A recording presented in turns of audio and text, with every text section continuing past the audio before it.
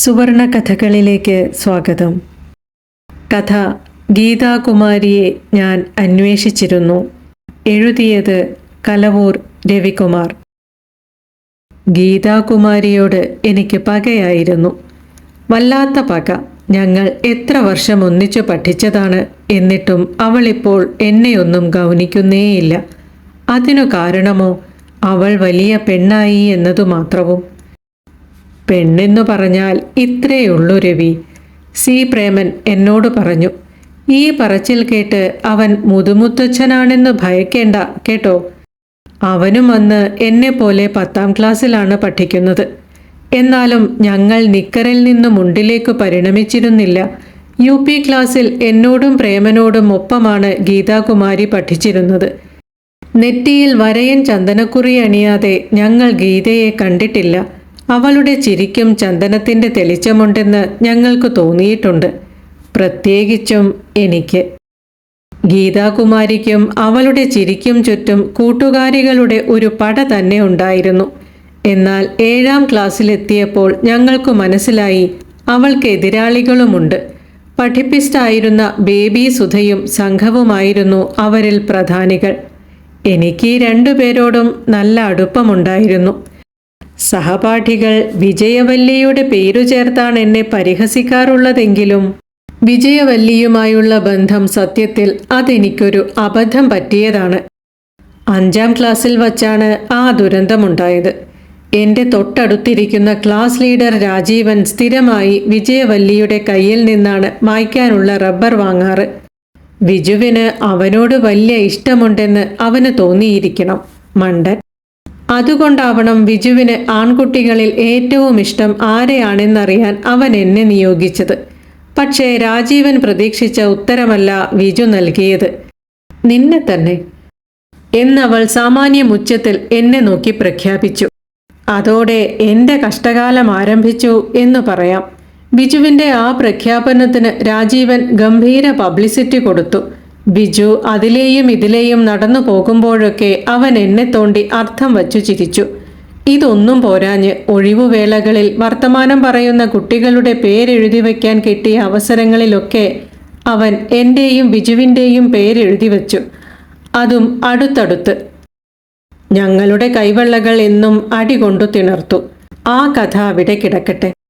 ഗീതാകുമാരി എന്ന സുന്ദരിയിലേക്കും ബേബി സുധ എന്ന പഠിപ്പിസ്റ്റിലേക്കും തിരിച്ചു വരാം.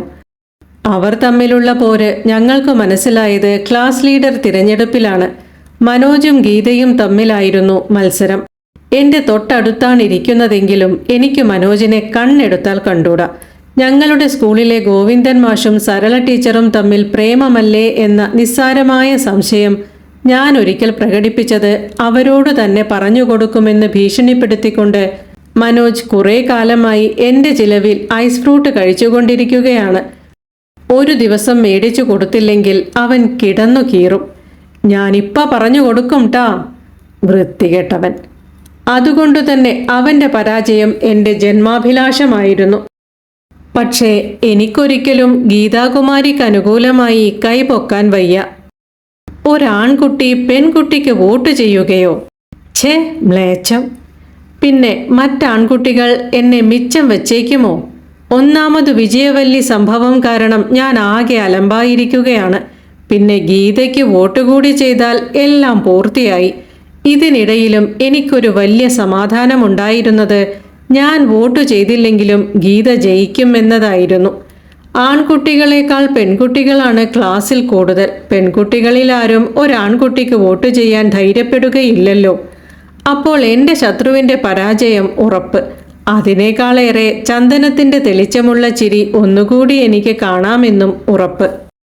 പക്ഷെ സംഭവിച്ചത് ഇതൊന്നുമല്ല. മനോജിന് അനുകൂലമായി വോട്ട് ചെയ്യുന്നവർ കൈപൊക്കാൻ രാജേന്ദ്രൻ മാഷ് കൽപ്പിച്ചപ്പോൾ ഞങ്ങൾ ആൺകുട്ടികളോടൊപ്പം ബേബി സുധയും അവളുടെ വാലായി നടക്കുന്ന പെൺപിള്ളാരും കൂടി കൈപൊക്കി. ചുരുക്കത്തിൽ ഗീതാകുമാരി പൊളിഞ്ഞു പാളീസായി. ഗീതയ്ക്ക് ആ പരാജയം വലിയ അടിയായിരിക്കുമെന്നാണ് ഞങ്ങൾ കരുതിയത്. പക്ഷെ അവൾ മുമ്പത്തേക്കാൾ പ്രസന്നയായി ക്ലാസ്സിലും പുറത്തും നടന്നു. ബേബി സുധയുടെ ചില സിൽബന്ധികൾ വരെ അവളുടെ പക്ഷം കൂടി. ആയിടെ ഗീതാകുമാരി ഡാൻസ് പഠിക്കാനും ചേർന്നു. അതോടെ അവളുടെ കണ്ണുകളിൽ പെട്ടെന്ന് 2 പരൽമീനുകൾ പിറന്നു. അതിനുശേഷം ഇന്റർവെല്ലിൽ, ലഞ്ച് ബ്രേക്കിൽ, അങ്ങനെ ഗീതയോട് സംസാരിക്കാൻ കിട്ടുന്ന ഒരു വേളയും പാഴാക്കാതിരിക്കാൻ ഞാൻ ബദ്ധശ്രദ്ധനായി. എനിക്ക് ഇത്രയും കോൺസെൻട്രേഷൻ SSLC പരീക്ഷയ്ക്ക് പോലും ഉണ്ടായിരുന്നില്ലെന്ന് പിന്നീട് ചരിത്രം രേഖപ്പെടുത്തി. എൻ്റെ ബാലരമ, യുറേക്ക മാസികകൾ ഞാൻ വായിക്കും മുൻപേ അവൾക്ക് വായിക്കാൻ കൊടുത്തു. ഞാൻ ക്ലാസ്സിൽ പോകാത്ത ദിവസങ്ങളിലെ നോട്ട്സ് അവളുടെ പുസ്തകങ്ങൾ വാങ്ങി പകർത്തി എഴുതി. ഒരു ദിവസം എന്നെ വഴിയിൽ തടഞ്ഞ് ബേബി സുധ ചോദിച്ചു, "നീ ഇതുവരെ എൻ്റെ പുസ്തകങ്ങൾ നോക്കിയല്ലേ നോട്ട് എഴുതിയിരുന്നേ രവിയെ? ഈയിടെയായി നിന്റെ കൈയക്ഷരം വളരെ മോശമായി വരികയാ. നീ നന്നായി കോപ്പി എഴുതി പഠിക്കൂ." ഞാൻ ആഞ്ഞടിച്ചു. ബേബി സുധയുടെ ഇടം കണ്ണിൽ ഒരു നീല മറുകുണ്ടായിരുന്നു. ദേഷ്യം കൊണ്ടോ എന്തോ ഒരു നിമിഷം കൊണ്ട് ആ മറുകു മാഞ്ഞു പോകുന്നത് ഞാൻ കണ്ടു. എന്നാലും ഞാനത് മൈൻഡ് ചെയ്യാനൊന്നും പോയില്ല. 7ാം ക്ലാസ് കഴിഞ്ഞപ്പോൾ ഞങ്ങളെല്ലാം പിരിഞ്ഞു. എന്നാലും ഗീതാകുമാരിയെ ഹൈസ്കൂളിൽ വച്ച് വീണ്ടും കാണാനാവും എന്നായിരുന്നു പ്രതീക്ഷ. അതുകൊണ്ടുതന്നെ ഹൈസ്കൂളിൽ ചേർന്ന ദിവസം സ്കൂൾ മുഴുവൻ അവളെ തിരഞ്ഞു നടന്നു. ഒരാഴ്ചയോളം ആ തിരച്ചിൽ തുടർന്നു. പിന്നെയാണ് അറിഞ്ഞത് അവൾ മറ്റൊരു സ്കൂളിലാണ് ചേർന്നതെന്ന്. അപ്പോഴേക്കും ഒരത്ഭുതം കൂടി സംഭവിച്ചിരുന്നു. ഗീതാകുമാരി ഹാഫ് പാവാടയിൽ നിന്ന് ഫുൾ പാവാടയിലേക്ക് മാറി. അവളുടെ മുഖത്ത് ഭംഗിയുള്ള മുഖക്കുരുക്കളും പ്രത്യക്ഷപ്പെട്ടു തുടങ്ങി. അവൾ വലിയ ഒരു പെണ്ണായി മാറുകയാണ്. എനിക്കപ്പോഴും ആ പഴയ നിക്കർ തന്നെ. ഇടവഴികളിൽ, അമ്പലത്തിൽ, ചില വിവാഹ വീടുകളിലൊക്കെ വച്ചായി പിന്നെ ഞാനും സി പ്രേമനും യാദൃച്ഛികമായി എന്ന പോലെ ഗീതാകുമാരിയെ കാണുന്നത്. എന്നാൽ അങ്ങനെ കാണുമ്പോഴൊന്നും അവൾ പഴയതുപോലെ മിണ്ടാറില്ല, അടുപ്പവും കാട്ടാറില്ല. ഓരോ ക്ലാസ് കഴിയും തോറും ആ അകൽച്ച കൂടിക്കൂടി വന്നു. ഒടുവിൽ അവൾ ഞങ്ങളോടൊന്ന് ചിരിക്കുക കൂടി ചെയ്യാതായി. ഒരിക്കൽ അമ്പലത്തിലേക്കുള്ള ഇടവഴിയിൽ വച്ച്, "ഈ ചെക്കന്മാർ ഭയങ്കര ഭക്തന്മാരാ കേട്ടോ" എന്നവൾ കൂട്ടുകാരികളോട് ഞങ്ങളെക്കുറിച്ച് അതീവ പുച്ഛത്തിൽ പറയുന്നത് കേട്ടു. ആ പുച്ഛത്തേക്കാളേറെ ചെക്കന്മാർ എന്ന പ്രയോഗമാണ് എന്നെ തകർത്തു കളഞ്ഞത്. അതോടെ എനിക്ക് അമ്പലത്തിലുള്ള വിശ്വാസം തന്നെ ഇല്ലാതായി. കാലം അവളെ വലിയ പെണ്ണാക്കിയതും ഞങ്ങളെ ബോൺസായികളാക്കി തന്നെ നിർത്തിയതുമാണ് എല്ലാത്തിനും കാരണമെന്ന് അന്നു മനസ്സിലായിരുന്നില്ല. ഇതിനിടയിൽ സി പ്രേമൻ മറ്റൊരു കണ്ടെത്തൽ നടത്തി. ഗീതാകുമാരി നടക്കുന്ന വഴികളിൽ വേറെയും ചിലർ കാത്തുനിൽക്കുന്നുണ്ട്. പക്ഷേ അവരാരും ഞങ്ങളെപ്പോലെ നിക്കർ പാർട്ടികളല്ല. നിക്കറിൽ നിന്ന് പാൻസിലേക്കോ മുണ്ടിലേക്കോ പരിണമിച്ചവർ, പൊടിമീശക്കാർ, ഇത്തിരി മുതിർന്ന ചേട്ടന്മാർ. പിന്നെ ഞങ്ങൾ ഒന്നുകൂടി കണ്ടുപിടിച്ചു. ഗീത അവരിൽ ചിലരോടെല്ലാം ചിരിക്കാറുണ്ട്, ചിലരോട് വർത്തമാനം പറയാറുമുണ്ട്. അപ്പോഴാണ് പെണ്ണെന്നു പറഞ്ഞാൽ ഇത്രേയുള്ളൂ രവി എന്ന ഫിലോസഫി കാച്ചി പ്രേമൻ എന്നെ സമാധാനിപ്പിക്കാൻ ശ്രമിച്ചത്. അവൻ്റെ ആ ഡയലോഗിന് ശേഷം മെല്ലെ മെല്ലെ ഞാൻ മന്നാടയുടെ ആരാധകനായി മാറി. "മാനസമൈനേ വരൂ, മധുരം നുള്ളിത്തരൂ" എന്ന പാട്ട് മന്നാടെ എത്ര മനോഹരമായാണ് പാടിയിരിക്കുന്നത്. കരളിലെ മോഹവും കടലിലെ ഓളവും അടങ്ങുകില്ലോമനെ അടങ്ങുകില്ല. വയലാറും ഒരു പ്രതിഭ തന്നെ. സ്ഥിരമായി എൻ്റെ മുറിയിൽ നിന്ന് ഈ പാട്ടു കേട്ടിട്ടോ എന്തോ എൻ്റെ അമ്മയ്ക്ക് എനിക്ക് മന്നാടയോടും വയലാറിനോടുമുള്ള ആരാധന അത്ര പിടിച്ചില്ല. അമ്മ ആ കാസറ്റ് ഉൾപ്പെടെ ടാപ്പ് റെക്കോർഡർ കുളത്തിലെറിഞ്ഞു കളഞ്ഞു. കലാഹൃദയമില്ലാത്ത അമ്മമാരുണ്ടായാലുള്ള ചില കുഴപ്പങ്ങൾ. ഗീതയുടെ മനസ്സിൽ ഇതിനിടയിൽ ഒരു ചെറുപ്പക്കാരൻ കൂടുകെട്ടിയതായും സി പ്രേമൻ കണ്ടെത്തി. എനിക്കു വേണ്ടിയുള്ള അവൻ്റെ ഓരോരോ കണ്ടെത്തലുകൾ. ഗീതയുടെ ജീവിതത്തിൽ ഒപ്പം ചില ദുരന്തങ്ങളുമുണ്ടായി. അമ്മ ഒരു ചെറുപ്പക്കാരനുമായി ഒളിച്ചോടി. അച്ഛൻ മറ്റൊരു വിവാഹത്തിൽ അഭയം തേടി. വീട്ടിൽ ഗീത ഒരുപാട് ഒറ്റപ്പെട്ടു. ഞങ്ങൾ പ്രീ ഡിഗ്രി കാലത്തിലേക്ക് മുന്നേറവേ അറിഞ്ഞു ഗീതാകുമാരിയെ കാണാനില്ല. ഒരു നാൾ അമ്പലത്തിലേക്കെന്നും പറഞ്ഞിറങ്ങിയതാണ്. അന്നവൾ തൊഴുതിട്ടില്ല, തിരിച്ചു വന്നിട്ടുമില്ല. അവളെ കണ്ടെത്താൻ ആരും അങ്ങനെ ശ്രമിക്കുന്നില്ലെന്നും ഞങ്ങൾ അറിഞ്ഞു. ഗീത ഒരു ചെറുപ്പക്കാരനൊപ്പമാണ് എങ്ങോട്ടോ മറഞ്ഞതെന്ന് മെല്ലെ വ്യക്തമായി. എന്നിട്ടും ആ ചെറുപ്പക്കാരൻ്റെ പിന്നാലെ ഒരു അന്വേഷണവും നടന്നില്ല. ഓരോരോ വർഷങ്ങൾ കൊഴിയും തോറും ആരും അവളെ ഓർക്കാതെയായി.